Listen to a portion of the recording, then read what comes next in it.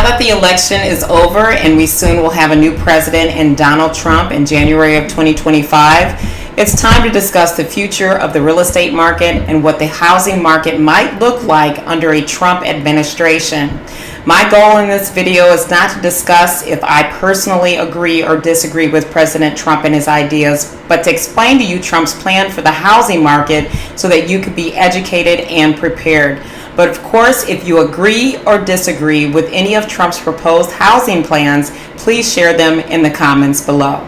My name is Cherilyn Williams, and I'm your local Chicagoland Realtor, helping you build your dreams through real estate. And if you need any help with your real estate needs here in Chicagoland, please send me a direct message. My contact information is in the description below.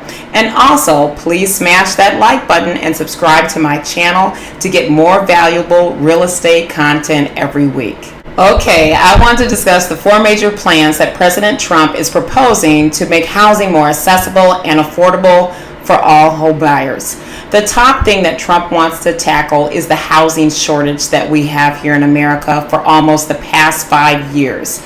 Because not as many homes have been built in the past decade and a half, we are really behind on the construction of homes. At the same time, we are experiencing skyrocketing home prices that has made it very difficult for home buyers to purchase homes. Then, not to mention the steady high interest rates, it can seem like an uphill battle and can become very depressing for many home buyers. But hopefully, President Trump can make some well-needed changes that will turn things around when he becomes president in 2025. Trump's first plan is to reduce those interest rates so home buyers can buy homes. In the past few years, interest rates have been incredibly high, and so have the home prices, making it very difficult for home buyers to even consider buying a home. Unlike during the pandemic, when interest rates were at an all-time low, like in the 2s and in the 3s, interest rates currently at the end of 2024 are right at 6.8%, which is lower than what they were a year ago at this time, which was at a high 8%. However, how will Trump be able to lower interest rates? Well, Trump cannot directly lower or control interest rates, and neither can the Federal Reserve. Interest rates are largely determined by the bond market. Interest rates change due to fluctuations in the supply and demand for credit. When demand for credit is high or when supply of credit is low, interest rates tend to rise. When demand for credit is low or supply of credit is high, interest rates tend to fall. Other important factors that influence interest rates include the rate of inflation and government monetary policy. So there is no real definite answer on how Trump plans to lower the interest rates, but if he can help provide hope for many of the home buyers that have been waiting on the sidelines to purchase a home, that would be a great success under the Trump administration. The second plan Trump proposes is increasing the housing supply by building on federal land. So what is federal land? Federal land is land controlled by the U.S. government. The government has the power to buy, sell, or use land for whatever they want. Examples of federal land are like forest preserves, national parks, military reservations, and public domain land. Trump believes that if we could build more affordable housing in rural areas, it will help keep taxes low for home buyers and there wouldn't be as much building regulations and restrictions. However, some people don't see how building on federal land will help the housing shortage. Most times these lands are out in the middle of nowhere where there's not much infrastructure. So think of some states like out in the West, like Arizona, Nevada, or Wyoming. Some people disagree with Trump's plan, saying that housing is more needed in areas near urban cities where the shortage of housing is abundant, and housing needs to be close to where all the jobs and transportation services are near the big cities. And really, we don't need them in rural areas. So only time will tell if building on federal land will work under Trump. Trump's third plan is to reduce state, local, and municipalities' regulations on zoning in cities, neighborhoods, and communities. Zoning is when there are strict guidelines on what can be built in a particular city or neighborhood.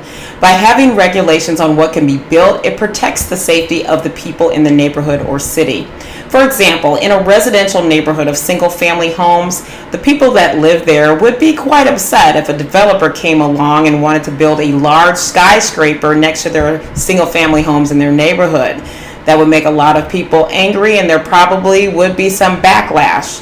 And it just would not conform to the community standards. So the local and city government decides and sets regulations on what can be built, the size of buildings, and what they will be used for.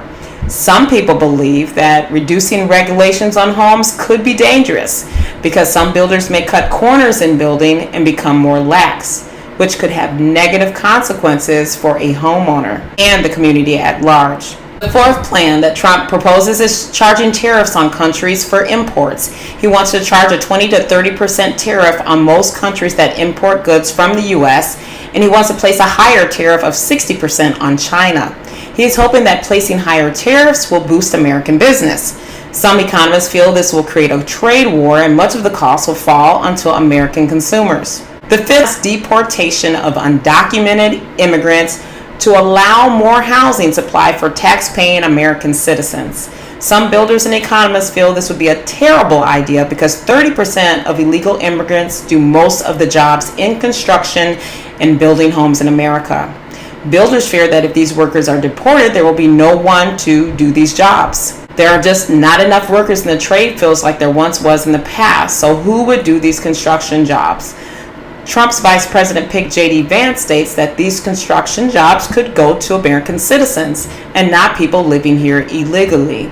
If these immigrants are deported, this could cause delays in home building when there is already a shortage, and in all, it can make building homes more expensive to the home buyer. So, Trump has a lot of things to think about in his next administration, and I'm hoping that some of Trump's housing plans will relieve the worry for many home buyers that I speak with on a daily basis. I hope you enjoyed this video and have a little better understanding on what is to come in the 2025 housing market under a new administration under Trump, so you can make a well-informed decision. And also, please drop your opinions in the comment section below. Would love to hear your thoughts. Thank you for watching.